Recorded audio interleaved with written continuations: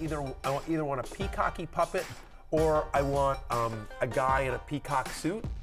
But it's not the official NBC peacock.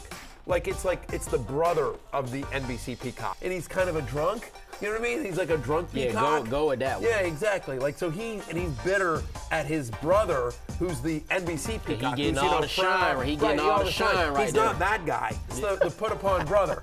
That's my dream. And his name is Peacocky. All right, we're going to go to break. After that. Fantasy Football Happy Hour with Matthew Berry, served by Applebee's.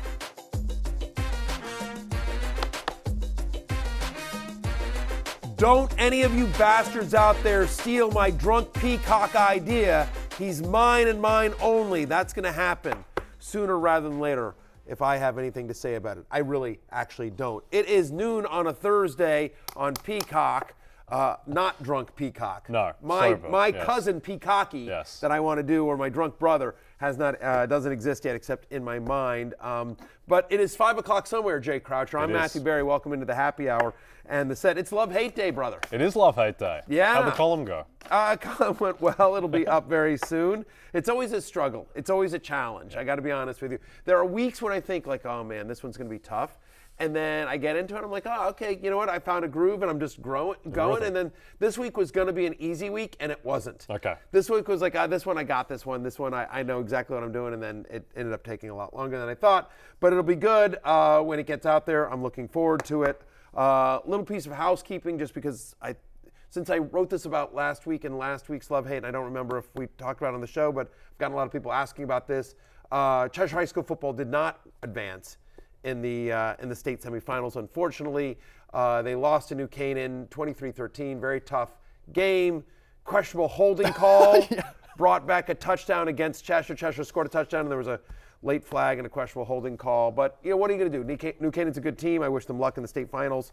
And, my kid in the high school, the Cheshire Rams, they finished top 4 in the state. Yeah. That's not bad. It's a good result. That's a good day at the office. I've been told that not since Nicole Roby-Coleman's hit in the NFC title game in New Orleans has there been a more egregious uncalled penalty than that holding call, but we will get to the Los Angeles Rams later. I think if you went back and looked at the tape, it's probably holding, but they let a lot of stuff go. It was one of those things, it was more like the Super Bowl last year, where they let everything go, and then they called the ticky-tack pass interference. Yes. It's a little bit of that. Probably was holding, but also there was holding throughout the game that wasn't called, and you're just it was a ticky-tack, could have gone either way kind of call. I don't know that it was it was a questionable call is what I'm going to say. You just want consistency, and That's all we ask. That's all we ask for, even though we don't always necessarily deliver consistency. No, but we will now with the Rotoworld Headlines. Let's jump into it. Another youngster. He wasn't playing for Cheshire, but he will be playing for the Atlanta Falcons when we come out of their bye in a week's time. And that's Desmond Ridder, NFL Network reporting that he will start against the Saints in Week 15, and that's been confirmed. So it's going to be the Desmond Ridder show. Yeah. What does this do fantasy-wise for the Falcons? I don't know that it does anything, to be honest with you. First off, I'm happy for the kid, by the way, and my buddy AJ Vaynerchuk, who is one of the guys that runs Vayner Sports. That's their guy, Desmond Ridder. So shout out to my guy AJ. Thrilled for him, thrilled for the kid. They're on a bye this week. So it makes sense that they're making the change now, because now they've got 2 weeks to prepare him for the Saints. And so I think it's I don't know that I think it's a bigger NFL story than I think it is a fantasy one, because it's a run-heavy offense, and they're facing the Saints, who we expect to have Marshawn Lattimore back then. And you just sort of think about the fantasy football schedule. I don't mind picking up in a 2-quarterback league, a dynasty league, a superflex league, something. I mean, he's already rostered in a dynasty league, but you're in a 2-quarterback league, a deep league, a superflex league, you're desperate at quarterback. I don't mind it, because we expect there to be some rushing upside here. But next week is Week 15, the first week of the playoffs in most fantasy leagues. And so if you're in the playoffs, chances are you have solid quarterback play. Are you really going to start Desmond Ridder without having seen him in the first week of the playoffs against the Saints? You're not. No. And I think look, this Saints defense is good. It's shown that it's good. They held the 49ers to 13 points. They held Tom Brady to nothing, basically, for 3.5 quarters. So with Lattimore back, I think that this Saints defense, it's not one that you want. I think the Saints at -4.5 in that game are a bet. I think that'll close like 6 or 7, honestly. And again, you just think about this Falcons offense that's 31st in passing yards per game and 31st in pass attempts per game. Like, it's a very run-heavy offense.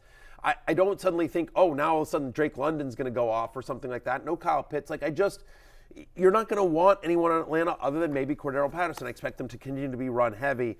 And so I don't mind if you want to stash him in a deep league and see what you get out of him. But no, I think it's a bigger NFL story than it is necessarily a fantasy one. Yep. You don't really want any Falcons, but you do want some Jags if Trevor Lawrence plays against the Titans on the weekend. And he has said that he expects to play with that with the gruesome injury that turns out to be not so serious. So it looks like Trevor Lawrence is going to play, in which case you're starting Christian Kirk, Travis Etienne, who was in Keep It Open or closes out for us yesterday. Obviously, you're starting him as well. Yeah, just so you know, it is love-hate day, so I'll tell you that Christian Kirk made my love list, Travis Etienne made my hate list. But as we talked about yesterday on Keep It Open and closing out, there are 6 teams on a bye. I don't know that you have the luxury or the depth to bench Travis Etienne. Love-hate always about expectations. I'm lowering expectations for Travis Etienne, but I'm still, which is why he makes the hate list, but you're still keeping it open a little bit there in terms of probably playing him, just lowering expectations. Good news there on Trevor Lawrence, who missed practice Wednesday. Yes, Tennessee, again, they allow the 4th most fantasy points to opposing quarterbacks this season. They're giving up the 4th most passing yards per game over the last month. Maybe that secondary is one of the reasons why John Robinson is no longer with the Tennessee Titans. I don't know. They were in first place despite their secondary woes. Like, I don't know. I'd have kept John Robinson if I was the owner of the Titans, but you know what I am? Not the owner of the Titans, so it's not my call to make. You know what we are? We're a football show, and the Denver Broncos are one of the 32 teams in the NFL. They're a football team. We have to talk about them. Courtland Sutton has a hamstring injury. He's unlikely to play. They're playing the Kansas City Chiefs. That's going to be an ugly, ugly game. What does this mean fantasy-wise? It's good for Jerry Jeudy. It's good for Greg Dulcich. Yeah, maybe. Again, we talk about this fact, how the Chiefs are one of the teams in the NFL that teams throw against the most, which makes sense. It's just a stat to tell you what you already know, is that the Chiefs scored a lot of points and teams often have to play catch-up against them as well. And so Dulcich is kind of interesting. He's a top 10 fantasy tight end for me. 35% target share for him last week, or actually 38%, I'm sorry. Misread my number here. And look, you think about last week, 85 yards. No Courtland Sutton here. I'm not the biggest Jerry Jeudy fan. Yes, he's had at least 60 yards in each of the past 3 healthy games. So he's wide receiver 26 for me. I think he's more floor than upside. He's uninspiring, Jerry Jeudy. He is uninspiring as well. Again, week 6 teams on a bye, you may need to. It is a decent matchup. I will say that the Chiefs allow the 4th most fantasy points to opposing wide receivers. I'm not excited about starting Jerry Jeudy. I guess he's usable. They're 9.5-point dogs, so they should be throwing. They should be throwing. They're going to be throwing with Russell Wilson. It's whatever.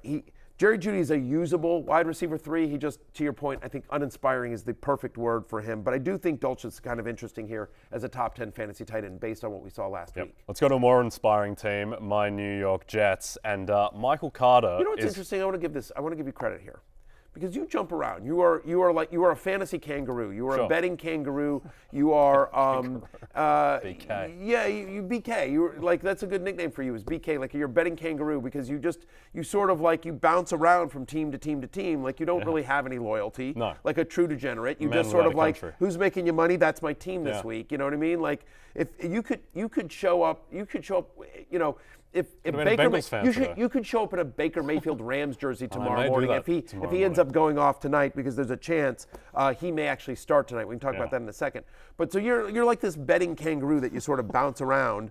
We need to get you a pouch too. I want to get you a pouch. Maybe I'm just thinking that this is, just so you know, this is what it's like to be in a meeting with me. This is how annoying it is. It's so unbelievably annoying because I just sort of bounce around all over the thing. But let's peak hockey. Our upcoming character, Peacocky, the drunk cousin of the actual NBC Peacock, needs a buddy. He can't be alone. He can't be a friend. So he needs the betting kangaroo, which is like you. It should look like you. Can we get it like you? And he wears a bunch of, every day he's in a different jersey. because that's you. Love to be in the maze of your sick mind one day, just going around between the peacocky puppet and the betting kangaroo puppet. Like, when I tell you my wife is an angel and a saint on earth, you have no idea. You have no idea. Anyway, all I was going to say is... about Michael Carter? Yeah, what I was just going to say is that I was going to give you some props because you have stuck by the Jets longer than I think any team than you have this year. I do feel an affinity to the New York Jets. I really like Robert Saleh, I really like Sauce Gardner, and I really like Bam Knight. Yeah. And Michael Carter. It's a good nickname team. Yes. It's a good nick. We need Bam, Sauce. We just need Mike White needs a nickname. Yeah, well, we can work Danger on that. Mike White. Yeah. That's not, it's Russ. We'll workshop it. We'll workshop it. But there's something there with Mike White, because it cannot be Mike White. No. But Michael Carter, selfishly, has gotten healthy to try and derail the bandwagon. He's not on the injury report, but I think you're still starting Bam Knight regardless, right? I am. I mean, and again, and like, this is coming from two places, right? Number one, it's just the eye test. Yeah, Bam Knight can play. He can play. And the other thing is again, our friend Connor Rogers, who does such a great job covering the team, and he's just like, when he's like, listen, they like Bam Knight. I mean, we talked about this on Monday with Connor, and Connor was very clear. He's just like, they view Michael Carter as more of a 3-down back, a passing down back, a change of pace guy. They believe Bam Knight can do it all. My expectation here is that Bam Knight, of the two, like if I had both running backs, I prefer Bam Knight. He's my running back 22. Michael Carter's running back 32. Since Breece Hall got injured, he's averaging 11 touches a game. This is Michael Carter. 11 touches a game. Again, they don't want him to be that guy. And so in a game in which, I know he's the passing down back and they're playing the Bills and they're underdogs there, but you and I both think this game is probably closer than other people do. I mean, this is a team that beat the Bills the first time they played. Obviously, Buffalo is aware. I think the current line's like 3.5 or something like that? No, because it's in Buffalo, so it's higher. Okay. So it's in the 8 range at the moment. 8 range? Buffalo, yeah. People love the Buffalo Give me the Bills. Jets to cover. Yeah. Give me the Jets to cover at BetMGM where I'll use promo code Barry. I'm a company man. So Bam Knight played 35% of the snaps even prior to the Michael Carter injury in Week 12. Again, had a role. We've talked about this Bills defense, which I think is more susceptible than we think. Last 4 weeks, they're giving up 125 yards from scrimmage to opposing running backs as well. My expectation in this game is that Bam, I don't know if I can bet on this, but I bet Bam Knight will have more total touches in this game than Michael Carter. Both, I think, are viable in a week with 6 teams on a bye, but I prefer Bam Knight to Michael Carter, even though we expect Carter to play. He's not on the injury report as of this broadcast. All right, I'm with you there. Let's jump into running back love-hate. We'll bring up the graphic. Now, Should we have talked about in Rotoworld Headlines? Should we have talked about the fact that they're going to try John Walford out in the game tonight? Yeah. The Rams Raiders, which is the Thursday night game. They're gonna have Walford but he's been banged up. They're gonna have him go through pregame warm-ups, but there is a chance that they don't feel he's good enough and they start Baker Mayfield, or if nothing else, there's a chance we see Baker Mayfield tonight. Yeah. Which is crazy. This guy was a Carolina Panther on Monday. It's Thursday. Yeah, we're gonna dive into that at the end of the show, but I don't think it really matters. I just don't think it really matters. Who's it going to be? Like, is he going to throw? Who's going to be better for two? Way to kill! Now you don't need to tune into the end of the show. You just killed that. No, there'll be some other. You just spoiled that. Listen, this is what he does. He spoils endings to movies. He spoils endings to the show. We got a whole 13 minutes on Cam Akers. You won't want to miss it. Okay. And you won't want to miss running back love-hate. We were talking about Bam Knight. You know what? One of the reasons I want the drunk peacock is because it'll be a drinking buddy. Yeah. Yeah. Like me, like when you're doing stuff like spoiling the show, I can hey Peacocky, let's throw back a couple. It's going to show up there one day, and it's going to be terrifying. It's going to be we fantastic. should get a Marlon Mack puppet as well. I need a Marlon Mack puppet. I just. What do you think is funnier? Is it funnier to have because we know from my old job, I know a puppet guy. Like I know there's a believe it or not, UConn has one of the top puppet departments in the entire country, the University of Connecticut, right here in our state. So they built all the puppets. The UConn puppet department built all of our puppets for my old show. Does your puppet guy know Brian Robinson's big hat guy? It's a very strange probably. Guy. It's probably a very similar. But I'm just saying, do you think it's funnier to have a puppet peacock or a guy in a full peacock outfit? I think the guy is terrifying. The idea of a human being there is too much. I think the puppet is the play. Yeah. Anyway. Tell us what you know think. what? Tweet the show. I'm going to make a PA be the peacock. Okay. I'm not looking forward to that. No, Let's talk about Tony Pollard and Ezekiel Elliott, who lit up the Colts in prime time. They have a very, very favorable matchup against the very, very bad Houston Texans run defense, and they're both on the love list. Yeah, I mean, I think both guys are viable in this game. We've talked about the Texans' run defense or lack thereof throughout the season. They've given up the most rushing. No team in the NFL has given up more rushing touchdowns to opposing running backs this year than the Houston Texans. In the games in which Zeke has been active, the last 3 games in which Zeke has been healthy and active, Tony Pollard is still averaging over 18 touches a game.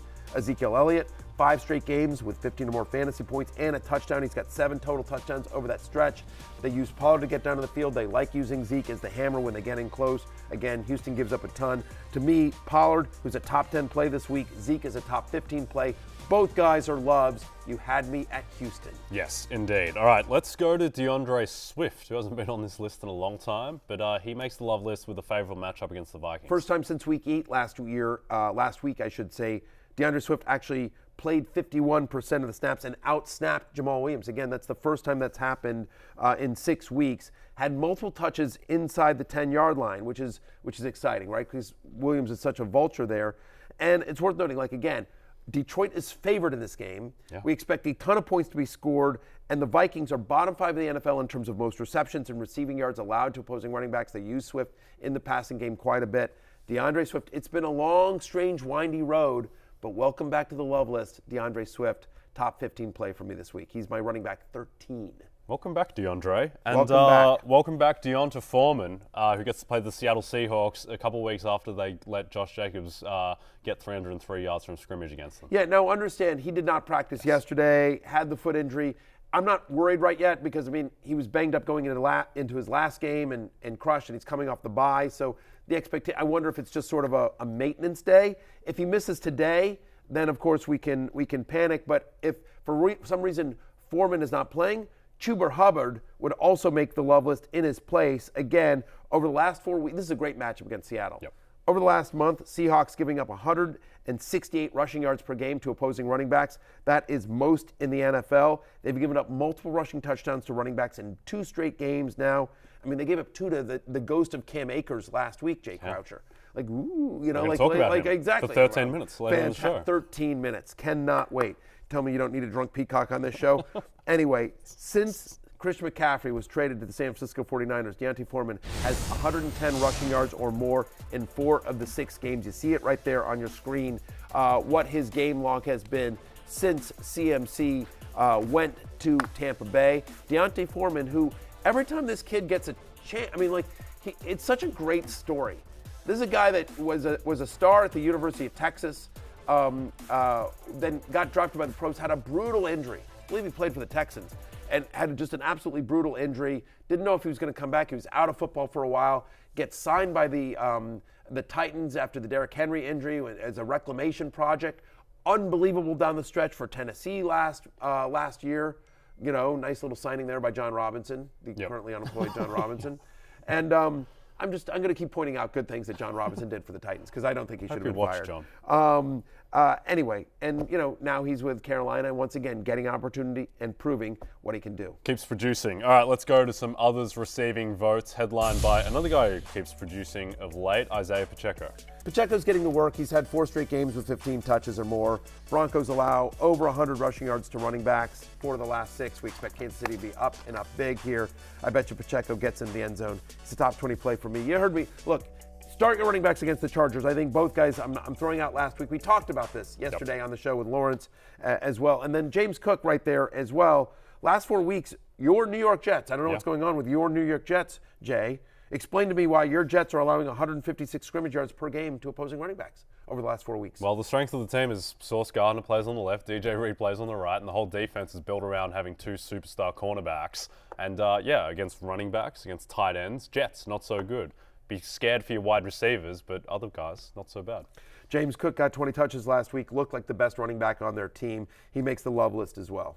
In the others receiving votes, I think he's viable this week. Okay. Again, 6 teams on a bye. A lot of people are viable. Yep. Okay. You do like to flip-flop sometimes, and Dameon Pierce was on the love list last week. Wait a minute. You change teams more often than I change underwear. Like what? Like That's okay. I don't change for who I love and who I hate in the running back position as frequently as you do. I do understand it is matchup based. And now Dameon Pierce gets the Dallas Cowboys after a much more favorable matchup against the Browns, where he was alive last week, right? He was alive, and he did some stuff, but against Dallas, he had almost 100 yards. But yeah, against Dallas, I mean, look, the fact of the matter is, we've talked about this.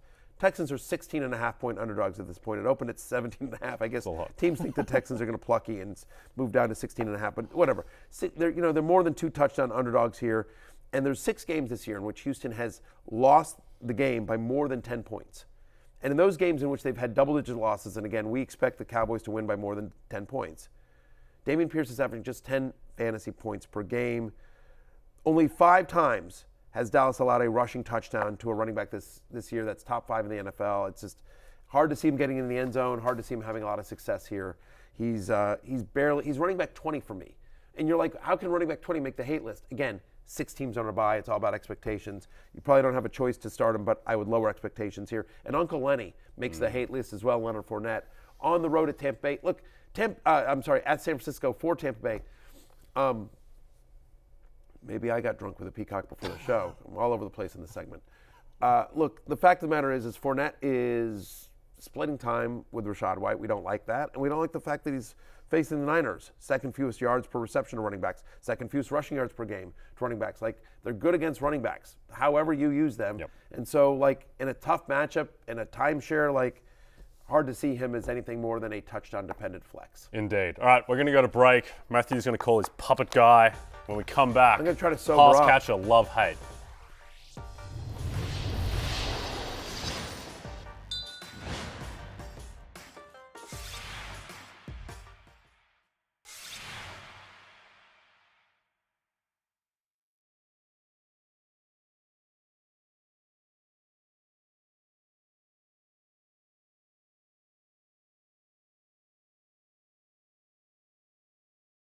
Download the Rotoworld app to receive breaking player news all season long. Stay ahead of the competition by favoriting players on your roster and get the latest injury updates, player news, plus much more delivered right to your phone. It's available in the App Store today.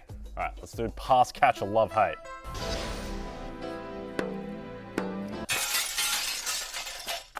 Headlines. You know what's interesting?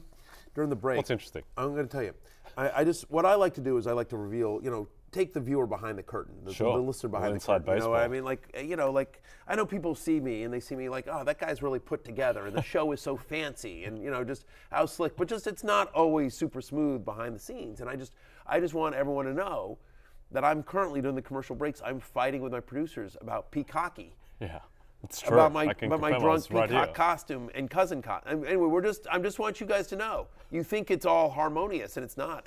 Not everyone's on board with what I believe to be the best idea of the 2022 football season. Unbelievable. Yeah. I just want everyone to know. Yeah. Producer Stephen wants you to know it was more of a tiff than an actual, an acrimonious fight. I'm just saying there has not been unanimous support yet, and yet just mark my words. Go ahead and clip this off. When he debuts, he's going to be a massive hit. Okay. I don't know how and when everyone's going to love him. He's going to love him. And I cannot wait for the Universal Kids movie about peacocky. Yeah. There's going to be like lessons learned, like about, jealousy about your brother and everything like that. No, I got a whole plan. Don't you worry about it. One of your stranger sides. None of you animals out there steal my drunk peacock idea. Yeah. None of you animals. All right. That's right. Let's talk about Christian Kirk. If a drunk peacock shows up on Sims Unbuttoned, I'm going to lose I'm going to lose it. I'm just saying that right now. All right. I'll text Cris. I'll say, keep your hands off keep our your drunk grubby peacock. hands. Yeah. I know you want this, Chris Sims. Exactly. Yeah. All right. What Christian do you want to Kirk. Sure. Let's talk about Christian Kirk. We already talked about him. Yeah. Look, we already talked about the matchup here against the Titans, right? They allow the most fantasy points per game to opposing wide receivers. They give the 5th most receptions per game to the slot, which is obviously where Kirk lines up. And Kirk's now had 5 straight games with a target share of 24% or better. My expectation here is they're not going to be able to run on Tennessee. They will have to throw, whatever thrun is. They will have to throw. So Christian Kirk, former Texas A&M Aggie, Gig'em. Aggies did not make a bowl game this year, but Christian Kirk continues to play, and I think he will play. I think he'll play in the playoffs this year, in the fantasy playoffs, that is. And as you see it there on your screen, just Trevor Lawrence, who we expect to play, looks for him early and often. I'm as a top 13 play this week, Christian Kirk. Yeah, Christian Kirk going against the defense that allowed the Philadelphia Eagles to light them up, and DeVonta Smith against the Giants, which is basically an equally friendly matchup, is on the love list. He is. You know what I mean? It's interesting. If you look at his usage, especially since Dallas Goedert went down, it's been massive. He now has 4 straight games with 8 or more targets. Last 4 weeks, these Giants, the New York Giants, are allowing the 3rd most yards per game to perimeter wide receivers. I mean, McLaurin had a huge game against them. Jahan Dotson last week had the big play as well. Dory Jackson has missed the last 2 games. Looks at the moment unlikely to play as well. That's a hit to that secondary. It certainly has been for New York. So DeVonta Smith, I think he's a top 20 play this week. Yep, I like that look on Deontay Smith. Now, revenge game stock. DeVonta Smith. Devontae? Yeah, not Deontay. I said, You said Deontay like Deontay Johnson. I'm so confused about the name because everyone says Devonta or Devontae, and I believe it's Devontae, but I don't know that I've never met the man, so and a lot of times when there's mispronunciation about players, they will, NFL players will often not correct the media or whatever. They're just and I remember the most famous one is Alvin Kamara, and they were like, well, is it Alvin Kamara or Alvin Kamara? Yeah. It's just like, both are fine. Whatever. He literally said, my mom calls me one, but, in college everyone calls me, and so I believe it is Kamara, but I've heard Kamara. Who knows? Easier if everyone's just called Mike White. Fair enough. Uniform. Anyway, I think it's DeVonta Smith. Yep. Anyway, but either way, D. Smith for the Eagles. Yeah, he's going to go off. Now, we like him. Revenge game stock as a product. Stock is soaring at the moment after what A.J. Brown did to the Titans. Revenge game coming up for T.J. Hockenson going up against the Detroit Lions. It's interesting that since the Vikings traded for T.J. Hockenson, they're 4-1. Yeah. Since the Lions traded away T.J. Hockenson, they're 4-1. Yeah. It's clear that if you want to turn your season around, just have some sort of a transaction involving T.J. Hockenson. It is a revenge game as T.J. Hockenson comes back to Detroit to face his former team, and I think he'll have success here. Lions do allow the 5th highest catch rate to opposing tight ends. The 6th highest catch rate to opposing tight ends. They're tied for the 2nd most touchdowns allowed to opposing tight ends.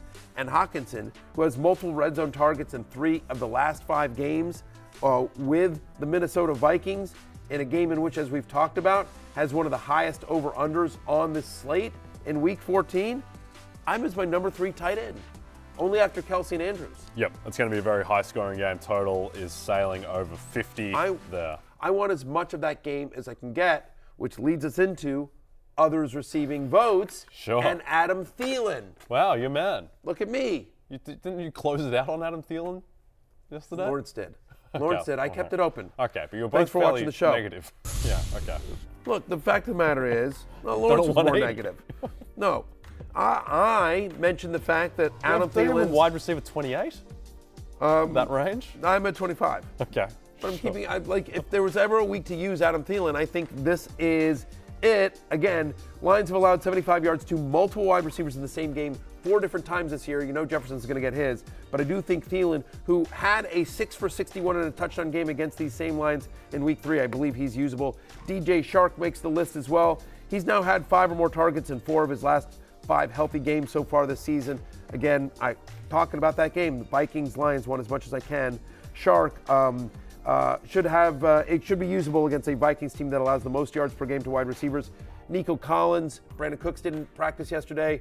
They're 16.5-point underdogs. Should be some junk time for Nico Collins. And how about Hunter Henry? Start your tight ends against the Arizona Cardinals. No team in the NFL. There's not one. You couldn't find a team in the NFL, Jake Croucher, that has allowed more receptions, more yards, or touchdowns to opposing tight ends this season. And so Henry, who's run a route on 76% of Mac Jones's dropbacks over the last 2 weeks, I think he's a viable streamer this week. Yep, stats for Henry would look a lot better if he'd given that touchdown on He Thanksgiving. caught that. By the way, that was a touchdown. Yep, hated that call. Des Let's talk caught about it. Hunter pass Henry catches caught that it. you hate. Gabe Davis, who has not done much lately. Going against your Jets here. I mean, again, it's always nerve-wracking to put him on the hate list because all he needs is one play. And, my attitude all year long on Gabe Davis has been like, you either have to start him every week or bench him every week. I will say, though, he makes the hate list because in a week in which 6 teams are on a bye, I'm not as optimistic about Gabe Davis as I have been in previous weeks. It's certainly been, not great for Gabe Davis. We talked about the last game. They missed on a couple of connections here, but look, 49% of Gabe Davis' targets this year have come on deep passes. That's how they use him in this offense. They really like to take deep shots for him. Well, the Jets allow the lowest completion rate on deep passes. They defend the deep pass really, really well. My expectation is that they will do that again on Sunday. And so the Jets, who give up the 3rd fewest fantasy points to opposing wide receivers, this is a tough matchup for Gabe Davis. He comes in at wide receiver 30. Juju Smith-Schuster also on the hate list. Under 40 yards and 5 targets in both games since he returned from the concussion. We talked about him yesterday on the show. Broncos allow the 2nd fewest yards per game to wide receivers. They're also really good against the slot recently as well. So Juju Smith-Schuster makes the hate list outside my top 25. Sorry, Juju. That's all right. We're going to go to break. When we come back, quarterback love-hate, including Jared Goff, our good friend, Mr. Goff.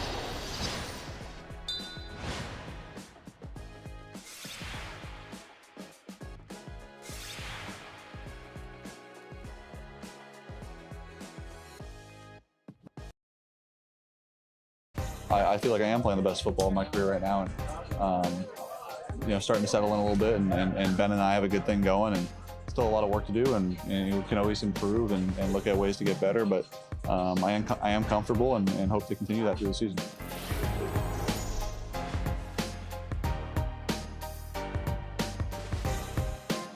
That was Detroit Lions quarterback Jared Goff.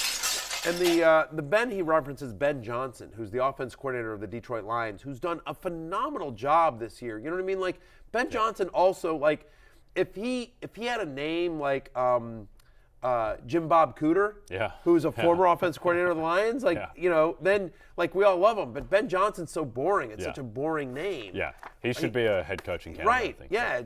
Jim Bob Johnson. Like now we're talking about the offense coordinator, but that was who Jared was talking about. Jared Goff. The sound you just heard. He is playing really well. He's playing well in the NFL, and he's playing well for the Detroit Lions and fantasy managers as well, especially when he's at home as he is this week. When he's played under the dome in Detroit, he's averaging 20.5 fantasy points per game. He's got multiple touchdown passes in 6 of his 7 home games this year. And we love this matchup with the Minnesota Vikings, a theme that we've talked about throughout this show. They've allowed 300 passing yards in 4 straight games the Vikings have. Like, they give it up. Yep. When I was talking to Chris Sims before, actually, in between moments when he was trying to steal your Peacock puppet idea. But while he wasn't doing that, he was telling me how the reason that Mac Jones was so good against the Vikings, then wasn't good against the Bills, is that like the Vikings, they just play cover 4 or cover 2. It's very easy to solve what they're doing. You know who also likes uncomplicated defenses? Jared Goff. So I think that he's going to play really well in a game where the total is 51.5. So I think Goff will light them up. But on the other side, by the way, Kirk Cousins. You want an interesting fact about Jared Goff? Sure. So his fiance is a woman named Kristen Harper, who is a Sports Illustrated swimsuit model. And they met. This is a story that she's doing some press, and so they met on a dating app. Yeah. Okay. So I'm just like, if just for people out there that are like, I'm lonely, I should go on a dating app, and that kind of stuff. Who's on there? Sports Illustrated swimsuit models are on dating apps. Yeah, unbelievable. Yeah. Jared Goff still looking ridiculously like Ryan Gosling. And apparently NFL quarterbacks. Yeah, well, that's the thing. I don't really get that. It's not like Jared Goff. I don't know. I won't continue that thought. No, go ahead. Don't you think he looks ridiculously like Ryan Gosling? Isn't it eerie? They look exactly the same. Look, he's a good-looking guy. The guy from Drive is playing quarterback for the Lions. Look, Jared Goff is a good-looking guy. He's an NFL starting quarterback. He's insanely rich. Yeah. I mean, why not? Yeah, I don't think he's on the same app that I would download if I was married with 3 kids. Yeah, exactly. Exactly. Yeah, right. You're just like, yeah. lonelytvhost.com, something like that.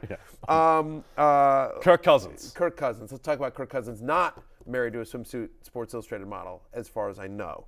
And also don't know where Kirk Cousins met his wife. No. Where did you meet your wife? At my university in Australia. Okay.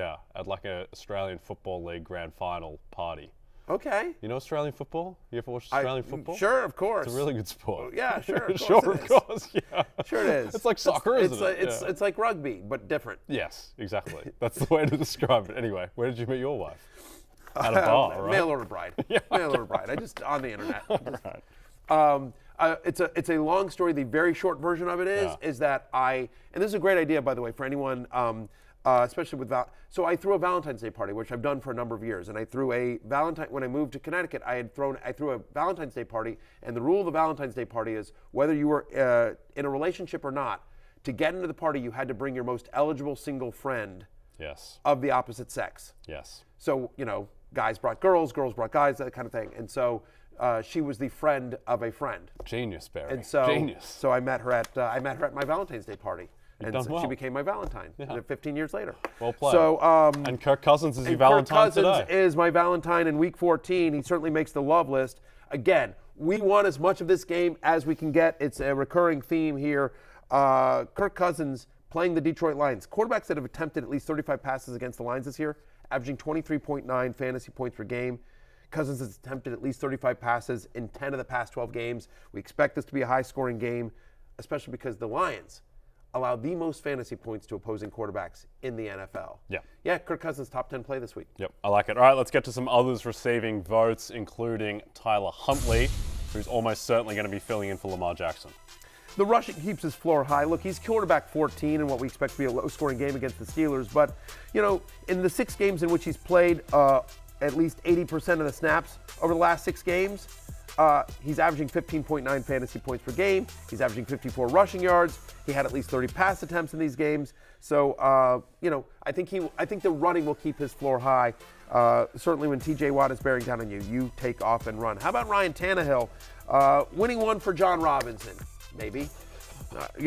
Anyway, Ryan Tannehill's a rich man, and John Robinson, the man who gave him that contract, I believe. Last 4 quarterbacks to face the Jags have all scored at least 18 fantasy points. Last 4 weeks, Jaguars also allowing touchdown passes at the 2nd highest rate. So I like Ryan Tannehill as a mid-tier QB2 this week. And the needs a nickname Mike White of your fighting New York Jets has over 300 passing yards in both of his starts. Last 4 weeks, Buffalo teams that face the Bills have 41 pass attempts per game. That's second most in the NFL. We expect them to be able to they expect them to have to throw against the Bills. Again, the Bills are big favorites here. I think, what did you say, it's 8.5? I think it's ticked up to 9.5 now. 9.5, okay. Which seems a bit big and disrespectful to my New York Jets. I'm telling you, Jets cover. I don't know if they win, but I think they absolutely cover the 9.5. Worth noting that over the last 4 weeks, the Bills are 28th against the pass. Yep, and Von Miller is done. Von Miller is done, so should be a cleaner pocket, certainly, for Mike White. Yep. Okay, let's go to hate.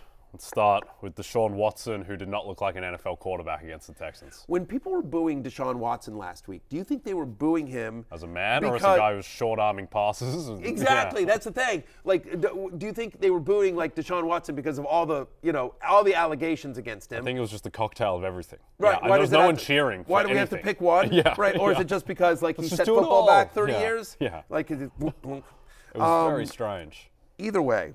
Whatever the reason for booing him, I think if you start him on your fantasy team this week, you will once again boo him against the Cincinnati Bengals. They allow touchdown passes at the 4th lowest rate. They've had one game this year. The Cincinnati Bengals have one game this entire season where they've allowed multiple touchdown passes. And then you think about the Browns last week, and he looked awful. Like, how could you, in a week in which you most likely need to win to get into the playoffs, or at least, to get a better seed, whatever. It's a crucial week for so many fantasy managers. How on earth could you trust that to what you saw last week? Yeah, they're never going to do it, but honestly, they should go back to Jacoby Brissett for the rest of the or maybe not the rest of the season, but I think Jacoby Brissett, I would project him to play at a higher level the rest of the season than Deshaun Watson, based on what Watson showed last week. If you were still setting lines for a living, which is what you used to do, and Jacoby Brissett were starting, you would make the Browns, you would move the line more in Browns' favor if he was under center versus Watson? No. What I would do this week is I would still treat Watson as better just for this week, because I think like one bad week is not going to have me write off Deshaun Watson. But if Watson's bad again, then the week after, when Cleveland, and they have a relatively easy schedule. But are you close. when you're doing that, or when you did that, are you setting lines based on candidly what you think, or what you think the public thinks? No, purely what I think, and Okay. what we think as a trading team, like what we think the public will bet on doesn't influence lines. For instance, like everyone's going to bet on the Vikings against Detroit. No one's going to bet on Detroit minus 2.5. Everyone's going to bet on the Vikings, but we don't skew the line because we know that people are going to bet. We just set it where the line should be on what we think, and then you just live with the consequences. Okay, So, interesting. yeah. Interesting, because you could you're like, well, everyone's going to think Watson's better. You know what I mean? Like Yeah. everyone assumes Minnesota's going to win, so we're going to make this Minnesota minus 2.5, even though our numbers say we think the Lions are. Exactly. So you interesting. just put the number where Put it the should number be. where it should and be. with Deshaun, there is going to be huge variance based on how he plays against the Bengals, because he could just look like Deshaun Watson from Houston when he played for Houston, When he was and not good. Deshaun Watson in Houston last week. So a lot to see there. But Tom Brady, I think we kind of know what Brady is this season. He's going to be a guy who throws a ton, doesn't get many yards per attempt, but is still vaguely fantasy useful just because of the volume. But against San Francisco, not the matchup you want. That's the key. Like his drive last week to win the game, really impressive. He's still Tom Brady, but on the road at San Francisco, which is the number one defense in yards per game this season, they allow touchdown passes at the third lowest rate. There's only been 3 quarterbacks this entire year that have scored more than 14 points against the Niners, and 2 of them had a rushing touchdown.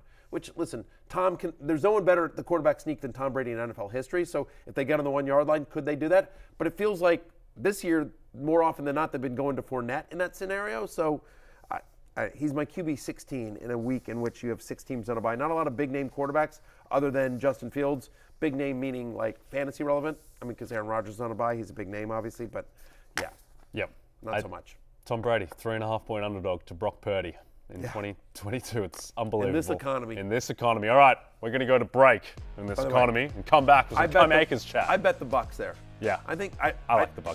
I'm not giving points to Brock Purdy against Tom Brady. Still Tom Brady. I'm not starting Brady on my fantasy team either.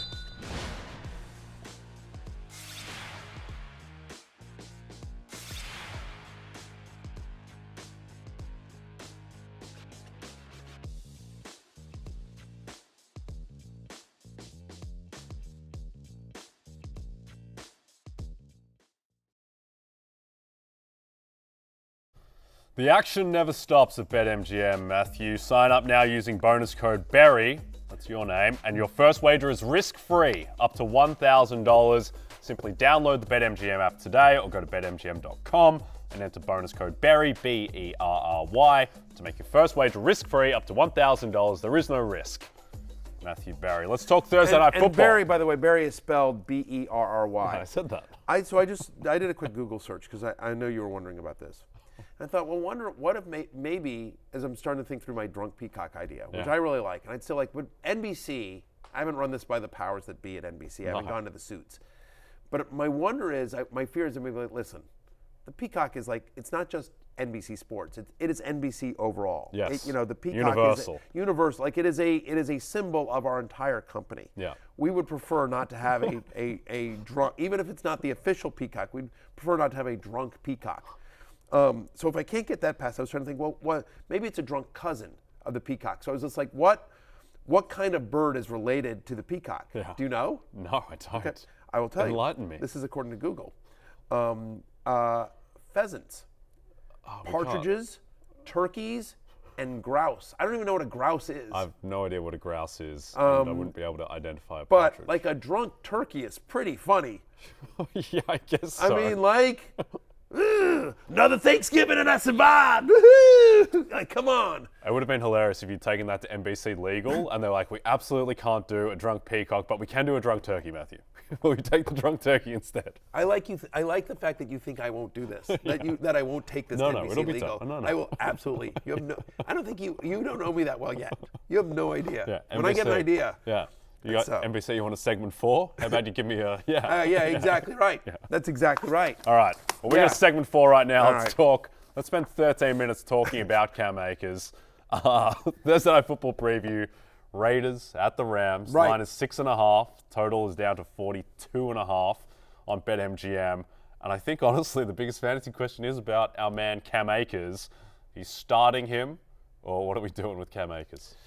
Hopefully not. I mean, here's the positives. If you're looking for some positives, Cam Akers, or you're stuck, you're in a jam, and I'm like, I'm going to roll out the dice. Like, he's had at least 14 rushing attempts in 2 of the last 3 games.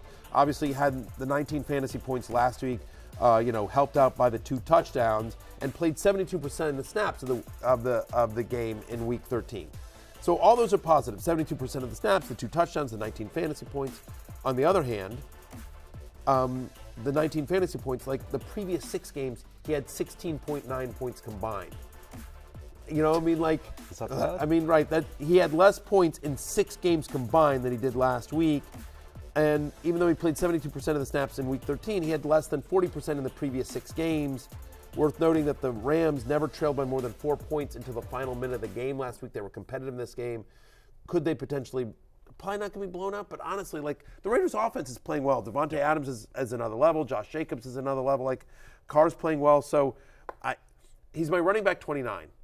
I suppose if you're starting a Rams running back, it is likely Cam Akers. But he got a ton of work last week, and now they're on a short week. I think I am starting him only in a desperate emergency situation. I am hopefully for you guys, you have a better option than Cam Akers. I am not optimistic, but Okay. Again, listen, it's a decent matchup against Las Vegas. You know, I won't spoil my best bet, but I think Cam Akers will be serviceable tonight. Interesting. Let's talk about Rams pass catches because we have to. Right. I'm just looking now. By the way, that's when you say Cam Akers will be serviceable tonight. Yeah. I will tell you this. That is a line I have used with my wife more than once. Yeah, I'll be serviceable I will tonight. be serviceable tonight. Oh, boy. I will be your Cam Akers. I'll be your Cam Akers, darling. Listen, yeah. Don't doll yourself up. Don't go to any trouble. Don't worry about it because it's like, It's a Cam Akers right, performance. you can keep your diary on the shelf. You're not going to need to write home about this. But Yeah. I'll be serviceable. I'll give you 17 carries. Exactly. Might only give you 39 yards. Yeah, I'm not But going to be let me super tell efficient. you, I'm not going to be super efficient. Yeah. Right. We're going to grind this out. Yeah. I'm going to grind it out. Oh, boy. All right, the only way to segue from that is to talk about Van Jefferson, Tyler Higbee, Ben Skoranek, Tutu Atwell. Any pass catches? No. The highest The only pass guy that's catcher. interesting is Higbee to an extent, just because the Raiders allow the 6th most fantasy points to opposing tight ends. But here's what we talked about this in the opening segment. I don't even know who's throwing the ball. Yeah. There is a non-zero chance that we see Baker Mayfield not only play in this game tonight, but start this game. And I don't know what percentage chance that is. It seems crazy to me that he could. That I would like if Wofford can't go, why you wouldn't just go to Bryce Perkins? You know what I mean? But like, it's out there. That is a rumor that is out there. It's very strange. It's been reported, by reasonably credible people. What's the rush? Like, what's the rush? The season's over. You're going to get this guy killed out there. He doesn't know the playbook. I apologize. I know I've seen a couple of different alerts on that, so I don't know exactly who's reported, but I've seen it from credible sources. I suspect that, look, they're saying that if he can't go, if he physically can't This is Schefter. This is Schefter. Source, Rams want to go through pregame warmups tonight and see how John Wolford, who is listed as questionable with a neck injury, is doing before deciding who will start at quarterback. If Wolford is not healthy enough to play, Baker Mayfield would be in line to start versus the Raiders. Again, that's Schefter from 10 o'clock this morning. Like, Schefter knows the Rams. Like, he's not coming up with that out of the blue. Yeah. I wouldn't be surprised So who knows again, Baker Mayfield made DJ Moore bad, so why do we suddenly think he's going to elevate Van Jefferson or Tutu Atwell or Ben Skoranek or whoever? I'll tell you why.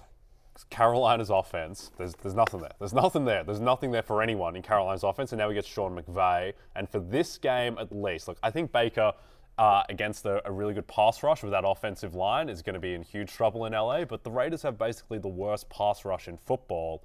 So look, Baker with Sean McVay, and look, you wish that the Rams had a single receiver who had a higher receiving prop than 35.5 receiving yards, which is the case right now with Van Jefferson leading the way, and Ben Skoranek second with 28.5. So it's going to be grim. It's going to be grim, but I wouldn't be surprised if the Rams are able to at least keep pace with the Raiders for a little while. It'd be interesting. Like, I don't mind the waiver claim on Baker Mayfield. We talked about this the other day. Like, I think there's a non-zero chance Matthew Stafford retires after this year. Yep. I mean, he's got his ring. He's beat up. Baker, he was the number 1 pick. He had an amazing college career. He was fantastic in college. His kind of advanced stats. He's had some stats, success in the pros. He's had 2 really good years in Cleveland. His rookie year and then his 3rd year. And then I think the 2nd year was the weird Freddie Kitchens year. And then last year he was banged up and playing through a torn labrum. And then this year he gets late to Carolina. It's Carolina. They're a disaster. They fire the coach. If you want to talk yourself into Baker Mayfield being useful, you can do it. And Baker Mayfield had this awful offseason where are the Browns bringing him back? Yep. Are they not? They're in the Watson sweepstakes. They don't know, blah, blah, blah, blah. And then eventually, and they tried to trade him and there's some hope. Probably not for tonight, but maybe. Probably not for tonight. I mean, listen, defense. if you're playing DFS, if you're playing a 1-game DFS slate, and just you want to be contrarian in a big field, stranger things have happened. Tell you what, it makes the game more interesting. Because if Baker Mayfield's out there, it's kind of fun. Because you got DeVonta Adams and Josh Jacobs on one side, and then Baker Mayfield wearing a Rams jersey. I will tell you that, not that this means anything, but I will tell you for whatever it's worth, that I interviewed Baker Mayfield when he was a rookie. And I've interviewed, I go to the NFLPA rookie premiere every single year. The NFLPA, great friends of the show, great friends to me. They're so gracious. And they invite me every year, and I get to interview basically the top 40 rookies every single season. And there are some that I'm just this guy's, I'm not a fan. Yep. Baker was I really liked the guy. And I went in not being a huge fan. And when I was done, I was just dude, I love, he's a super likable guy. He's a charming guy. I don't know. So I'm rooting for him. I do think he's gotten a bit of a bad shake here. But it'll make the game more interesting and fun tonight. But yes, we think that there's not much on the Rams fantasy-wise that you feel good about here. No. Going to the Raiders. Any Raiders that you're starting besides Adams and Jacobs? Yeah, I mean, I think there's a couple ones. I mean, first off, I think Matt Collins is kind of interesting. Interesting is relative, okay? He's my wide receiver 41, so let's be clear here. Yes. But in a week with 6 teams on a bye, you may not have the depth you need. And so Matt Collins, who's had 11 or more fantasy points in 4 of the last 7 games, 9 targets in 2 of the past 3. Rams, worth noting, are the 3rd worst pass defense in the NFL. They're the 3rd worst pass defense in the past 4 weeks. Yep. So Matt Collins, I don't think he's going to see a lot of Jalen Ramsey tonight, in terms of where he lines up and where Ramsey plays. So Matt Collins, all he needs is sort of one play. Also, Foster Moreau is, again, if you need a tight end streamer, he's scored in 2 of the last 4 games. He's had a 15% target share since Darren Waller went down since week 8. Now, again, he's like most tight ends. He's touchdown dependent. He's had under 35 yards in 3 straight games. But if you're looking for a touchdown, again, he's scored in 2 of the last 4. One day we should talk about the levels of interesting from Mac Hollins to Dante's Inferno to The Godfather Part 2. Yeah, I mean, where's Mac Hollins right? Right. I mean, I'm probably lower than Dante's Inferno. Okay. If I'm being clear here. Who was I talking to? I was talking to someone the other day. I know. Well, I did. I was on the Dan Le Batard show. So I did an interview with my old colleague Dan Le Batard, and so I was on his podcast, and we were talking about this, and we were talking about the fact that just every single conversation I have, because the guys on his show, like Stu Gatz and the guys, they wanted to have a fantasy football conversation. Who do we start this week? Who do we want? And Dan, who's not a big fantasy player, was like, I don't want to talk about any of that. I want to talk about the move to NBC. I want to talk about you and your career. And so we had a whole thing about just how my whole every conversation I have is that. And so my point is that you run out of ways to talk about Matt Collins, at week 14. Yeah. All right. Yeah, you know what I mean? It is what it is. Well, let's stop talking about Matt Collins. Let's do last call. Okay. Let's talk about the most bet props on BetMGM tonight. No surprise, DeVonta Adams to score first touchdown, plus 400. Brandon Powell, that's not super inspiring, to score anytime touchdown at plus 375. And DeVonta Adams, the over on his receiving prop. I don't mind a small bet on that. I mean, Brandon Powell at 375, sure. For an anytime touchdown? Yeah. I don't mind that. Plus 375. Obviously. Funky. Yeah. A little frisky. Yeah. Some So what do you Powell. got? What do you got for tonight? My best bet. It's your man, Cam Akers. Yeah. Over 45.5 rushing yards. Let's go. 45.5 for a guy who played 72% of the snaps last week. He had 17 carries. Also, like he's not been that efficient, but he looks healthier than he has basically since the injury 2 years ago. So I think Cam Akers against a really bad Raiders defense, he's going to get carries. They're not going to throw Baker or Wolford. They're not going to have him throw 50 times. I think he is the guy in the backfield. 45.5 is a really low number for a number 1 running back against the Raiders. I'm going to take the under. Okay. Just for. Let's go head to head. Let's do it. Just head to head. Yeah. We'll do have some chicken fingers. Yeah, on exactly. the We'll put some. So I'll just give me. I'm going to go Derek Carr. Okay. Give me Derek Carr over 1.5 touchdowns. He's thrown at least 2 in 5 straight games. Rams have given up 3 touchdown passes in 2 of their past 3 games. Devontae Adams could easily catch 2 himself. And then I'm also going Carr over 249.5 passing yards. So over 1.5 touchdowns, over 249 passing yards. He's gone over this number 4 of the last 5 games. The one game he didn't, he had 248. Yep. So 249.5 I think is too low. Last 3 quarterbacks to face the Rams all threw for over 250 yards in this one as well. And then finally, you know me, you know what I love? The kickers. Kicker props. Give me Daniel Carlson over 1.5 field goals. He's made 2 or more in 4 of the past 5. I like the Derek Carr over in particular. I think that's just, I think the market is just overthinking it. Like it's still Derek Carr in a dome with throwing to Devontae Adams, who's playing like the best wide. Devontae Adams almost cashed that prop over by himself last Game's week. in LA, so it's a half dome, Yeah, but still. Yeah. Still, right. We expect that. It's dome adjacent. It's dome adjacent. Yeah. Fantastic. Exactly. Sometimes my wife is dome adjacent. I'm not even sure what that means. Thank God it's closing time, which means you don't have to go home, but you can't stay here. You got to get the hell out of here. I'm going to go pitch my drunk peacock Completely idea to off NBC the rails executives. today. For Jay Croucher, I'm Matthew Berry. Thanks so much for tuning in.